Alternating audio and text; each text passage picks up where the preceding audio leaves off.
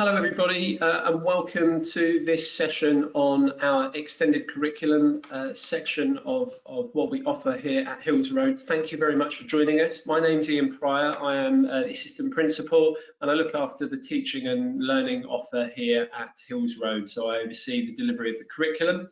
And this session really is about what we call our extended curriculum, and it's a core part of the study programme for our students here at Hills Road, in addition to their main A-level subjects. We ask all of our Year 12 students to undertake some enrichment activity and also to complete the extended project qualification as part of their study programme. And what we're going to do is run a session telling you a little bit more about that and how that works. So I'm going to be introducing shortly two of my colleagues. Firstly, Dr. Nick McNaughton, who will be talking to you about the extended project. She'll then hand over to Kirsty McKenzie, who heads up the enrichment, and she will talk about our enrichment programme. We also got Mr. Matt Chapman. He's one of our chemistry teachers, and he also runs the Duke of Edinburgh, helps to run the Duke of Edinburgh, which is part of our enrichment. He's going to say a little bit about that at the end. And we've got some of our fantastic students with us as well. So we've got Dan, we've got Sam, we've got Farah, and we will have Ewan, who's just trying to get his camera working, and he'll hopefully be with us towards the end. We've muted or disabled rather the questions for now, because we anticipate that a lot of the questions you might have are ones that we'll cover in any case during what's to follow shortly. Once we reach the end of the PowerPoint presentation we're going to run through, we'll ask the students to tell us a little bit about their experience of extended project and enrichment, and whilst they're speaking, I'll enable the questions to enable you to put into the question section any further things that you want to know that we haven't yet covered and answered for you, and then we'll try and take those questions as well. And all in all, the session won't run any longer than 45 minutes. It'll run sort of somewhere between 35 and 45 minutes. So, without any further ado, I'm going to hand you over to Dr. Nick McNaughton, who's our head of the extended project. Hi, I'm hoping you guys can all hear me. So I'm just going to tell you a little bit about the extended project, which is, I think, one of the most valuable things that we are able to offer here at Hills Road. Essentially, what happens is that we make some time in students' timetables and we give them the space and the time to focus on a particular area which they're particularly interested in. And as a result of this, they will then develop some kind of an outcome. So the actual programme itself, it's between 9 and 12 months, and it runs alongside their Year 12 academic studies, and the students take a particular topic which they have an interest in. They will do a lot of independent research on that. As part of this, they will then become an expert on their topic. And then, like I was saying before, they would produce some sort of an outcome. And there are 3 different kinds of outcomes that you might have. So one of these would be a dissertation. So this would be 5,000 words, which is significantly bigger than anything that students would be expected to write, even as part of an essay-based subject. And you can see here some examples that we might have. So is dementia treatable? Are men discriminated against in family law cases? And is climate change still reversible? So what you can see here with each of these is that it is a question, and it allows students to investigate 2 sides of an argument and then to come to a conclusion and then to potentially put in some new information themselves. So it's a fairly meaty piece of work. So that's the dissertation. The other kinds of outcome are things like artifacts, and these are incredibly creative. Our exam board is extremely rewarding of these, and you can see some examples here on your screen.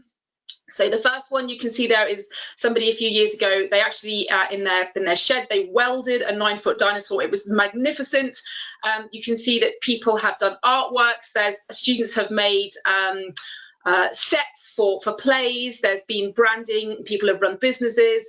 The one down at the bottom below the dinosaur is actually an orrery which shows the route of the planets in the solar system. And this is a kind of an ancient and dying art, and a student made one, and it's truly magnificent. So artifacts are the second kind of outcome, and then the final kind of outcome would be things like a performance. So it could be like a musical performance or kind of a piece of theatre or dance, or it could be a charity event. Doesn't necessarily have to be for charity, but students again have a way to be creative and to develop skills that they wouldn't ordinarily have. So how does the EP work? What happens is once a week you will have some time with your mentor as part of a group session. They will track your progress and they will then offer you guidance and support and try and help you to spot areas where you can improve your progress. And feedback is given verbally, and then you collate all of this and then move forward. And then finally what will happen is you will submit all of your paperwork, your process, as well as your actual outcome. Other things that we're particularly pleased with is that we have partnered with Russell Group University. So this year we have managed to get them to produce webinars which show students how to develop the skills which they will need to run their program successfully. So things like how to manage their time, how to do research, how to think critically. We've got 2 new resources which are from Exeter University and Cambridge University, which are deliberately critical thinking activities. So one of them, we're comparing written text from an 18th century abolitionist, and then we're comparing that against lyrics from Stormzy. So 2 very different backgrounds, but they're allowing you to kind of think quite deeply about them.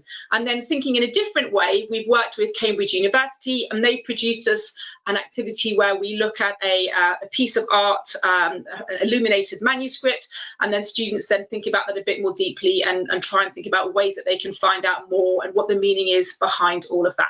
So our partnerships, I think, are quite strong in that regard. The skills which you gain are fabulous. So these are all kinds of transferable skills that are going to be really valuable in the future, no matter what your plans are.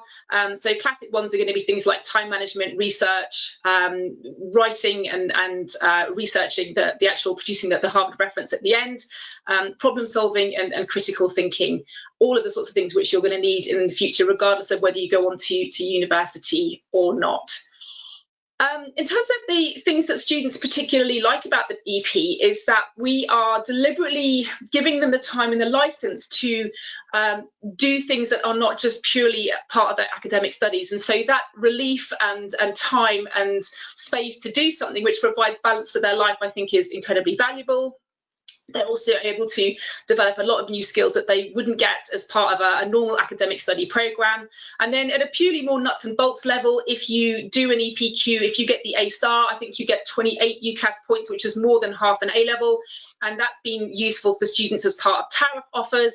And sometimes universities will actually lower the offer required in the other subjects because the EPQ shows that students are so prepared for university in terms of their independent learning skills.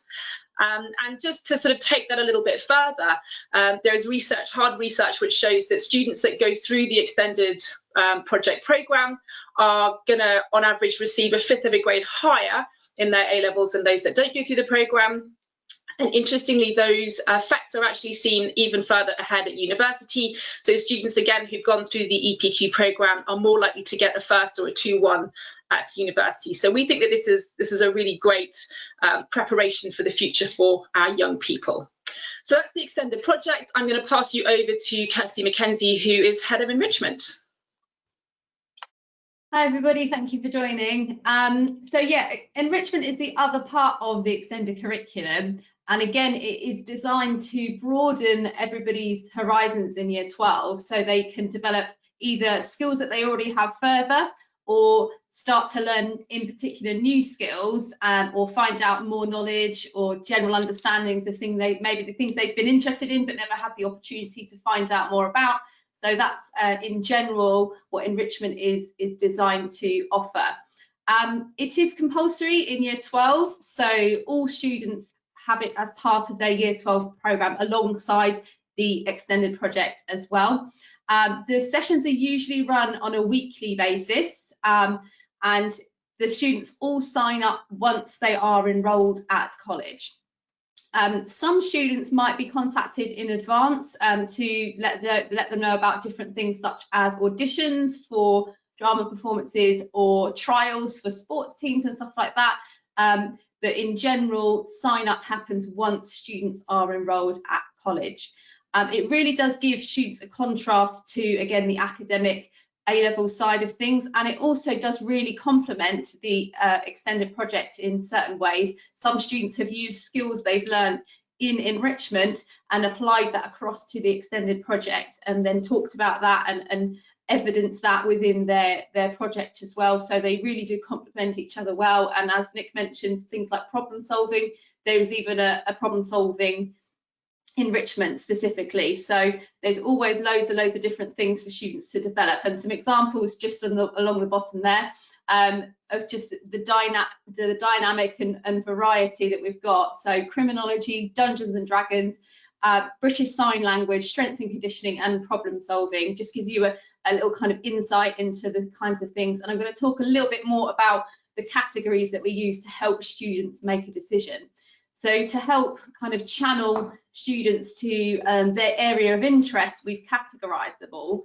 So you're welcome to guess which category goes with which photo or image, but starting kind of with active enrichment. So students have the opportunity to be active at college, whether it be in a more recreational sense. So for example, social netball or five-a-side football and things like that. Or we also have the competitive sports as well. So students, as I mentioned, there's trials where students can compete and play against other colleges in a wide variety of sports. There's over 35 college sports teams that are available. We also have the community category where, for example, Duke of Edinburgh is part of that category, or volunteering. So a lot of students who maybe are looking to apply to medicine might attend shadowing or volunteering at Edinburgh Hospital, the local hospital, and that would form part of their enrichment. We've got the creative category, which again offers a wide variety of opportunities for students to learn new skills such as digital photography or ceramics or creative structures. We have a kind of miscellaneous category where robotics lies within that category. It's a very unique activity that is very, very popular, always oversubscribed, that one.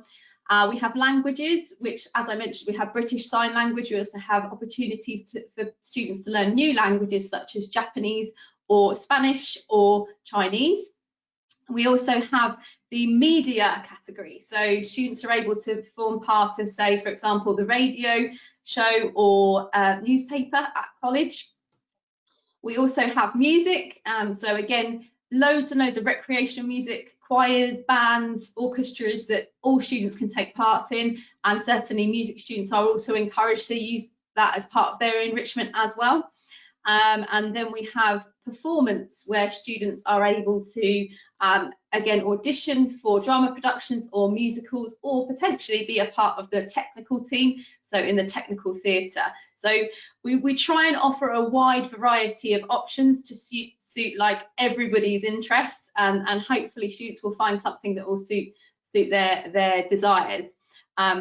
And then as examples, as you can see, those are some examples of lots of sporting ones there. And some of these activities run off site. So for example, rowing, we link up with Cantabs, and that happens actually on the River Cam. Or like I mentioned, college sports teams might be competing against other colleges, so they would travel away. But certainly a lot are based on site as well. And it forms part of their college programme. So it's within that it's offered, and there's over 75 activities to take part in a usual year. So yes, that is what's available. And I'll hand you back to Ian Pryor, who will introduce the next group of the panel.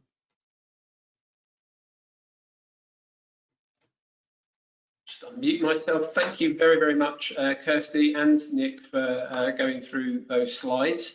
So we're going to start by asking Matt Chapman now just to come on the line. He's one of our chemistry teachers. He also runs or helps to run the Duke of Edinburgh scheme for us in the college. Matt, do you want to unmute yourself and just tell us a little bit about Duke of Edinburgh Award here at Hills Road?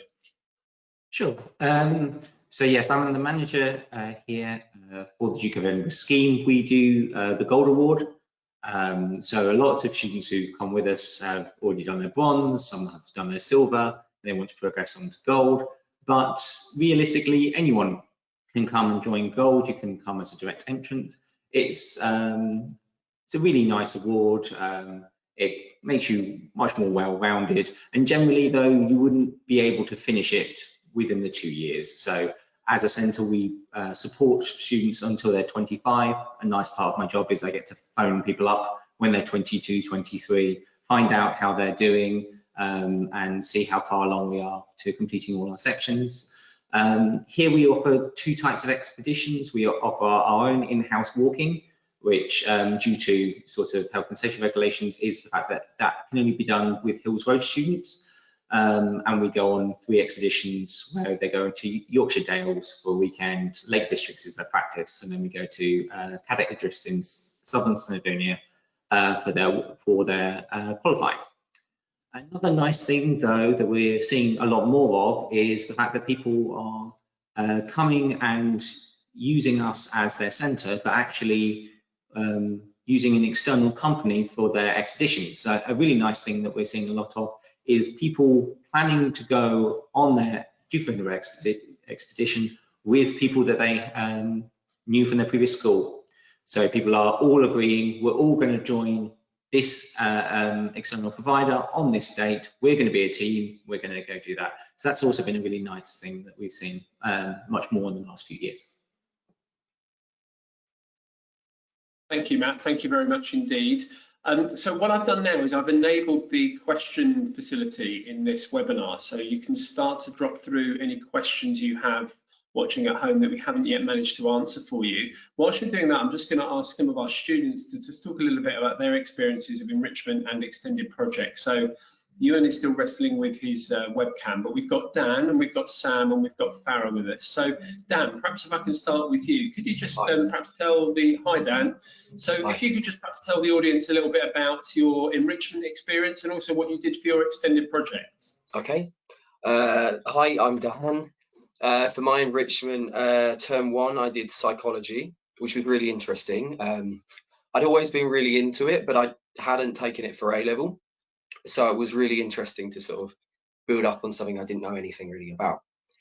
Term 2, I did creative structures, which was, it was loads of fun. We did all kinds of clay work and working with glass, all kinds of sculpture like that.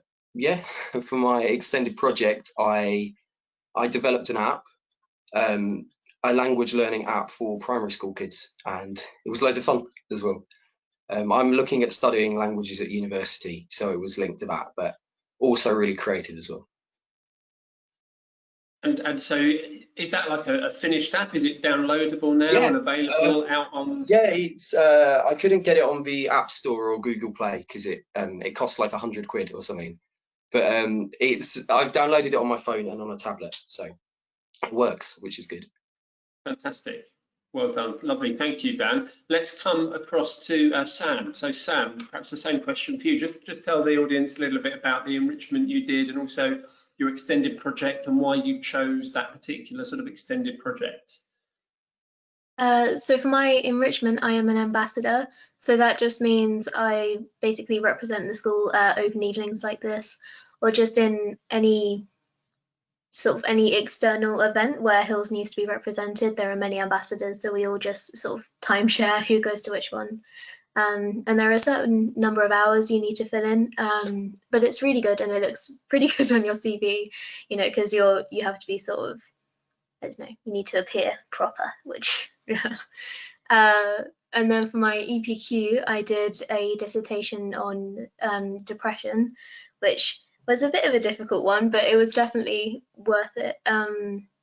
Yeah, so I did a psychological study because in the future I want to study neuroscience. Yeah. So for you then, Sam, choosing your extended project, it sort of fitted in with your career ambitions and what you wanted to do in the future? Yeah, definitely. It can look very good on your UCAS applications, especially if you don't get exactly the right grades, because if you've done a related EPQ, then they definitely take that into consideration. Great stuff. Thank you, Sam. I will come back to you and Dan again later. Let's move along to Farah. So Farah, hi there. Thank you for joining us as well. And so perhaps you could tell the audience a little bit about the A-levels you're doing and also what your enrichment and extended project experience was last year. Hi, I do English, Lit, French and art, and last year I did orchestra and live drawing, which was really good. I think the school offers really good like creative enrichment, especially like ceramics as well. Like they're I know, I think they're things that you would never do outside of that, and even if you don't get a chance to do it in the lesson, or if you don't take like art subjects, that's really useful. For extended project, I did a costume design, which again is something that you wouldn't get to do. Like I take art, but you don't really get to do textiles, so that was really useful. And yeah, it kind of ties into what I want to do later as well. Okay, so what is it you would like to do when you leave Hills Road and then go on to university and then beyond? What's your ambition? Hopefully an art foundation and then maybe like fashion design, but it's really the art foundation. It's quite useful to like round off a thing with like 3D structures and stuff. And so your extended project, was that like a finished artifact? Was it a particular costume piece that you ended up doing, or? Yeah, it was an artifact. So it was a costume for like Miss Havisham, which is a Charles Dickens character. It's quite interesting. Brilliant. It sounds really good. I'm familiar with that. I remember seeing the dramatisation on TV. So I'm going to just open up the question box now and see if we've got any questions coming in, and we certainly have. So there's a question here for you, Matt, about D.V. It says, is there a fee for the Duke of Edinburgh Award? I can see actually you've already got in there and answered it. Well done, you're ahead of me there. So there's a question, is D.V. an extended project or an enrichment? So the answer to that is it would be considered to be part of your enrichment. And if you selected D.V., that would be recognised as an enrichment activity. Nick, here's a question for you to take, which is how is the EPQ, the extended project qualification, graded? So how, you want to just talk through how the marks are arrived at? So the students they hand in their project, and their project consists of the paperwork which shows their process and their skill development as well as their final outcome. And then what happens is that we as the mentors will then mark that, and you get a mark out of 60. So part of the marking is for how good your time management is, part of it is for how good your research is, part of it is for how you've shown development of your skills, and then the final part is, are you able to work out if what you've done is any good, and to sort of spot weaknesses and to be able to communicate that to an audience of some form. So the marks out of 60 are then moderated by both internally and by the OCR, and then that would then be converted to a grade. So we work with the OCR exam board, and effectively you would get a mark out of 60, which equates to a grade, which the OCR, they will then control the grade boundaries year on year. Great, thank you, Nick. So hopefully that covers that question. We've got a question here which Kirsty may well be able to take, which is, what is the maximum number of enrichment activities a student can do?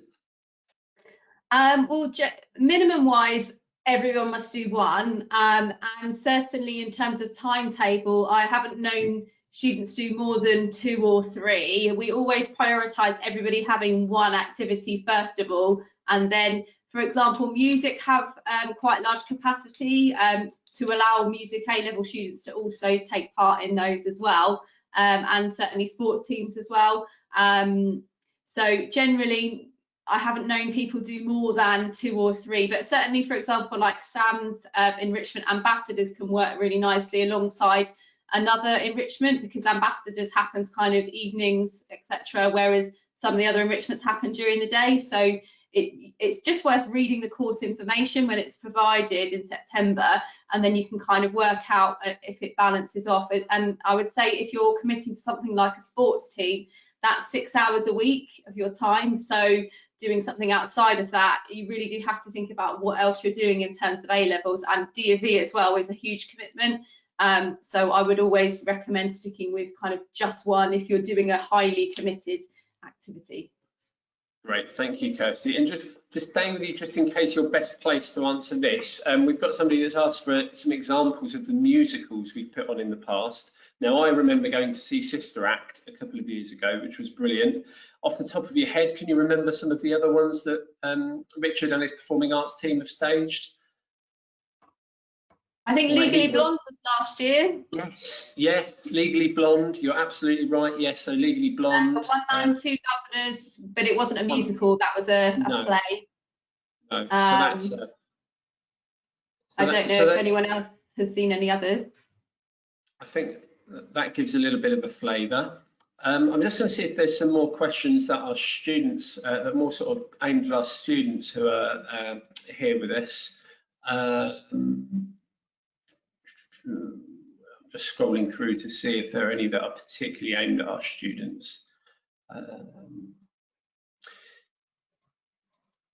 So, for example, actually, there's a question here: what is the maximum amount of people that can work on one project? So, Dan, Sam, Farah, it sounded like your projects were all individual, but did you have any friends or anybody in your groups who worked on projects sort of as a team at all?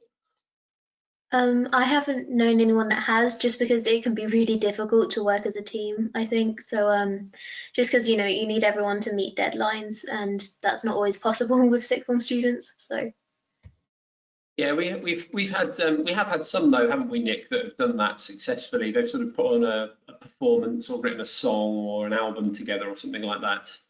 Yeah, it does happen, but like Sam was saying, one of the things that is slightly problematic is that you need everybody to be equally committed, and then that can be a bit tricky because there's always somebody that's a bit more keen, and sometimes they get a bit frustrated with people not being as keen as they are. So for that reason, students that start joined up on a project often end up going their own road relatively shortly. But it does happen. It has happened very successfully, but I'd say it's less common. Another question that Dan or Sam or Farah might feel they can take. So just sort of wave at the screen if you'd like to answer this one. I feel you can answer this one. We've got a question from somebody asking, are there clubs in addition to the enrichment opportunities? So if you've been involved in any clubs or societies, do you want to just tell us a little bit about those, or any friends of yours that have run clubs or societies? Yeah, go for it, Farah. You can make your own societies fairly easily, actually. So I think there's normally like a societies list that gets sent round, and if you see like a gap in it and you think you can make like a good group and you have lots of people that would be interested, then you can ask a teacher to sponsor you and make your own. So yeah, there are like loads of societies. I'm not sure where exactly you can find that list. I think it might be on like SharePoint or something. Okay. But yeah, there are a whole load.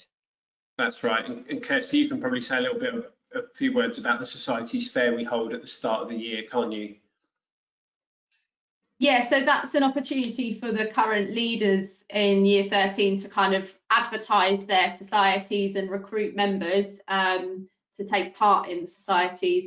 And Farah actually is a perfect person to answer that question, because you set up your own society this year, didn't you? Yeah, I'm still waiting for my staff sponsor to like. Okay. Hopefully. What was the name of it again? Your society? PPU. So like Peace Pledge Union. Fabulous. Yeah. So you know, it's a really good introduction for year 12s at the Societies Fair to kind of meet students and also get to know what's out there. They can sign up, they can find a new interest, or if, like Farah said, if there's a gap in the market, so to speak, they can kind of look to fill that with their own area of interest as well. Here's Ewan, and Ewan's got his camera working, hopefully. There's a question here which is definitely aimed at you guys as the students, which is what do students like most about being at Hills Road? So maybe I'll just put that across to Dan. Yeah, I have to say the best thing is socialising. The social life is so much better than secondary school. Even in a pandemic at the moment, you're still meeting so many new people, and it's amazing to get to know some really different people. Great, thank you, Dan. And we've obviously Ewan's got his camera working, so we'll just hear a little bit from yourself, Ewan. Hopefully, if you want to just test your sound and make sure that's working as well.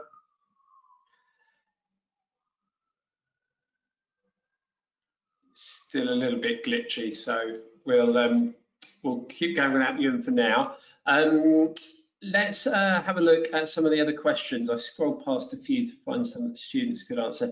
Here's a question for you, Nick, actually. What does the extended project offer that the International Baccalaureate does not in its normal curriculum? I don't know if that's one you feel you can take, or whether it's one we might want to look into and get an answer out to the person asking that. I'm not massively familiar with the IB, but I think the main benefit of the extended project is the transferable skills that are not the kind that you would develop as part of your ordinary academic studies. So it's the fact that you are becoming an independent driver of your own activity, so that when you do produce your outcome at the end, it's because of the things that you have done and you have learned to manage your time and to kind of shape things to what you need to do, which is something which is more difficult to do as part of an academic subject, because you have to learn, you know, this body of work that you will be tested on. So that was probably the main thing that I would say about that. Okay, thank you, Nick. There's a question here that says, how do I find out details of some of the enrichment activities? For example, I'd like to find out more about cricket and rowing, such as how often is training. So Kirsty, you put out a booklet, don't you, out to the students right at the beginning of the year with all of that information as we head into the year. Yeah, that's right. So we confirm at the start of the year during enrolment, students that are here, and then we make sure that all those students have about a week to read up on all of the different enrichments that are available before making their decision. And that includes how often it's running, whether there's any costs attached, any commitment in terms of outside of that hour per week, and all the course information that they need is advertised to them certainly before they make any decisions on their sign up. Great stuff. There's a question here that says, hi, apologies, we missed the first 6 to 7 minutes. Interested in the EPQ, is this compulsory? How will my son find out what he can choose from? So I think there's a couple of things there. Yes, the extended project qualification is a compulsory part of the study program for year 12 students with us. They hand the project in at the start of year 13. And it's not so much a case of choosing from a range of things. That project can be driven by the student themselves in choosing something that interests them.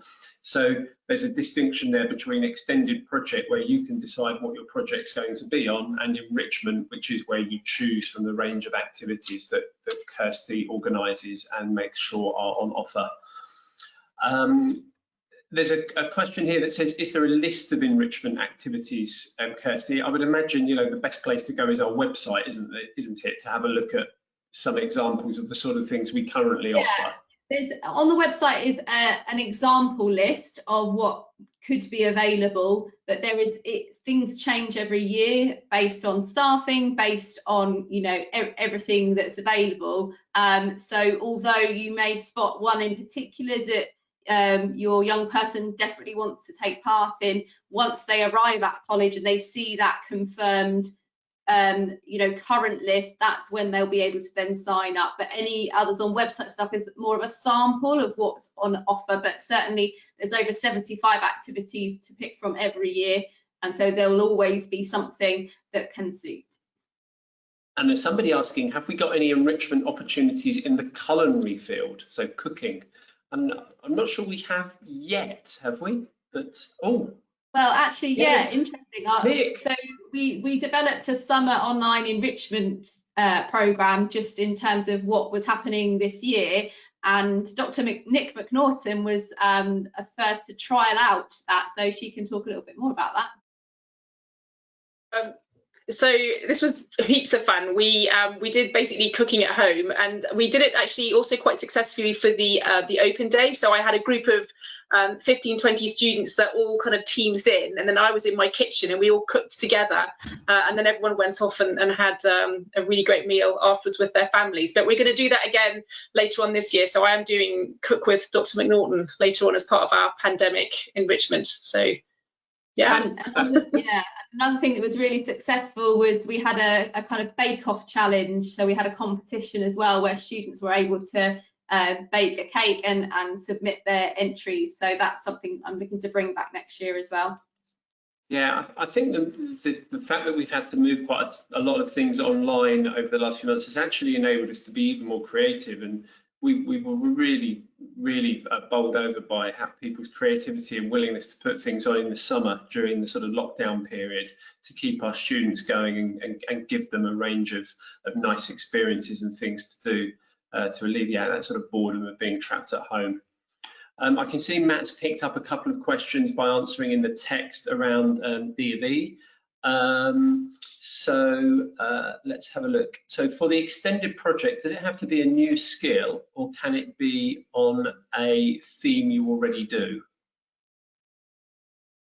So extended project works best if you are able to show a lot of skill development. So if students take a skill which they already have, it's harder to show that they have developed that and progressed it. So bizarrely, in some senses, it's almost better to pick something which you are not very good at to start off with, so that you can show that you have improved it. But then obviously there's a balance, because you want to pick something that you are really interested in. And so you need to try and work out what is the best choice for you. But I think picking something that you can show skill development should be really what you're thinking about. Great stuff, thank you. Here's a question that the students might like to take, actually, because you're probably the best people to answer this, which is because you're the ones doing the EPQ, which is how time consuming is the EPQ? Ewan, I don't know whether you've managed to get your microphone going yet or not. I'm just mindful of the fact you're sat there. We haven't heard from you. We can see you. I don't know if you want to give it one more go. No, I think it's still not quite working. So we'll move on to Farah. Farah, perhaps tell us a little bit about how much time did you find the EPQ took you? I think if you organize your time well, it's like if you do an hour a week, you'll be fine. I don't know, I didn't do very well. Like I don't think I did time management very effectively. So at the end, I was kind of like rushing to finish. But it is like, if you actually plan it properly, it's really, really not that bad. In terms of time, like it's good. Yeah, it's good anyway. But, yeah. And Sam, would you concur with that? Is that something you'd agree with? Yeah, I agree. I mean, we did different things. So for mine, I did a dissertation, which meant I had to write about 5,000 words. So that was decently time consuming, considering all the research and everything like that. But honestly, like it won't in any way hinder you from doing anything else that you want to do. It's just, yeah, as Farah said, you need to manage it well and just don't leave everything until the last week, because yeah. And Dan, your sort of observations on the time it takes to do EPQ? Yeah, it didn't take too long, but it was fun while it lasted. Lovely, thank you, Dan. Great, good answer. And so, I mean, it's worth probably just set that in context. Most students do 3 A-levels at Hills Road, and that each of those is about 4 hours a week. And we suggest that students do 4 to 5 hours a week of independent study for each of those A-levels as well. And then you have an hour a week with your tutor, an hour a week with your extended project mentor. And so when you actually sort of think about the fact that there are 25 lessons, hour to hour and 5 minute long lessons during the course of the week, actually you can fit all of that in relatively well into a whole week. So if you're making good use of your free periods, which is what your progress and support tutors are there to help you with, then it certainly does all fit. And I think Farah's sort of advice is something I've heard from students a lot before, which is if you do it little and often through the year, that's really the way to success with it. There's a question in here, would GCSE astronomy be an option for EPQ or enrichment? It wouldn't necessarily be an option for enrichment. The enrichment we put on a program depending on what our enrichment tutors are able to offer. I think it wouldn't really be an EPQ project in itself, but you could, if astronomy was an area of interest to you, you could certainly do something astronomy based for your EPQ. Are there many extracurricular activities able to run at the moment? Hopefully we've answered that. Yeah, we've got lots and lots of activities still happening this year despite the restrictions, and really we're very optimistic that things will be fine once you're back with it, once you join us next September. Anyway, does enrichment take place during the school day? Yes, it does. A lot of them take place on a Wednesday afternoon, where historically we haven't timetabled a lesson on the last lesson of the day, but some of them, sports and training, take place at other times of the week as well. I'm just sort of looking through to see if there are any key important questions that I haven't yet answered here. We've done that one and that one. So here's a good question, actually, Nick, just about what support and guidance is given to students who are doing their EPQ. Is there an opportunity for one-to-one meetings with staff about your progress? So we were saying earlier on that each week you would be expected to be part of a group of students, and then you might do group activities with your mentor. But normally what happens is that the activity starts, and then your mentor will take time to go around and have a one-to-one conversation with you. And a large part of the mentoring process should be your mentor just working their way around the class and having a conversation with you and just checking where you are and offering guidance. And so often we do sort of supporting activities to allow students to develop the skills in regard to their particular project, but the one-to-one conversation is, I think, particularly relevant and would be a key part of that process. Great, thank you. There's a question here that says, is it possible to do an EPQ on top of 4 A-levels? And the answer to that is yes, it is. As long as you work carefully on your time management, then it is perfectly possible. And we have our students that are doing 4 A-levels successfully do their extended project qualification on top of that as well. It's absolutely fine. Somebody's just asking here, what sort of research paperwork would students aiming to do a performance as their outcome for an EPQ have to undertake? I'm not a performance person, so I'm perhaps not the best to sort of give you a massive list that you would then tick off. But the kind of things that you would be interested in would be looking at kind of different kinds and genres of choreography, possibly set design, possibly costuming, going back to what Farah was saying. Ideally, whatever you produce, we should be able to see the context of it and how you have actually formed that particular outcome. So if you're focusing on the set design, what other types of set designs have you looked at, and have you looked at the particular environment that you are designing for to make sure that you've got lines of sight in it, acoustics, particular styles of dance, that kind of a thing. So you'd want to explore it fully before you produced whatever your outcome was, and it's the context of it and how you formed it that we would be particularly interested in. And then there's a couple of quite closely related questions here around choosing an extended project. So the first question is there a list of previous examples of extended project anywhere to help think of ideas? And then the second is, when do you have to select the topic for the EPQ by? So I'm just wondering if you want to talk through the way that mentors support their students in arriving at an extended project title that is going to be a really good choice for that student. So students normally come to their first EPQ lesson having done a personal audit of their own interests, and then we spend a bit of time thinking about how you might turn and combine your interests to make a good project. Mentors will discuss good ideas with students and kind of steer them in directions that perhaps might be easiest and best for them. There was another part of that question which I've just missed from my head. So what was that again, Ian? Basically, is there like a list of previous examples, and when do you have to select the topic? Yeah, so I'd say you'd want to have a good sense of your topic, like just the area, by a few weeks in, but that can be a very broad area that you would narrow down as your research progresses. In terms of examples, normally in a normal year we would have boxes of high scoring projects in the room. At the moment we've actually all uploaded them electronically so that there are a whole load of examples on our Moodle site. But if you go to the OCR web page and search through that, they do have some examples that you can look at that are just put out there for anyone to have a look at. But electronically we have examples as well as screenshots of good exemplar paperwork that students have put in as well. So we also hope to kind of model what a good project would look like. And then just 2 last questions. I've got my eye on the time, and we need to vacate the webinar for the next session in. So I'm just going to just a couple more quick questions. The one on EPQ, does it help with Oxbridge applications? And I suppose the answer to that, Nick, would be that it does have the potential. If somebody's done something, a project that is on an area that's very closely related to the degree that they're applying for, then it could be enormously helpful.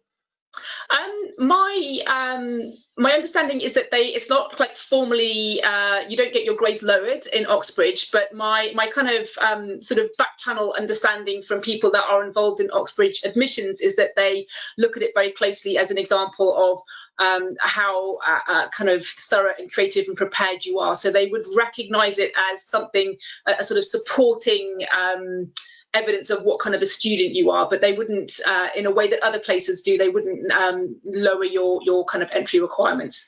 And it doesn't have to be necessarily closely related. I think increasingly people are recognising that any kind of an EPQ is a valuable experience, not just one that is very closely tied to your future goals. Great. Thank you ever so much. So I've tried my very hardest to get answers to all the questions I've seen come in. I might have missed one or two, and if so, I do apologise for that. What we're going to do is we're going to download those questions and then look to get some sort of a document out to attendees that picks up all of the questions. So hopefully one way or the other, we will get an answer out to you. So I think all that remains is me to thank Matt and also Nick and Kirsty for their time in presenting and answering your questions today. And also, of course, Dan and Sam and Farah, thank you ever so much for coming on the line and sharing your experiences too. That's really, really appreciated. And unfortunately, Ewan could never quite get his technology working, but we're thankful to Ewan for trying as well. So thank you very, very much for attending, and I hope you find the next sessions that you're off to see equally informative. Thanks very much, and hope to see you here at some point in the future. Bye-bye.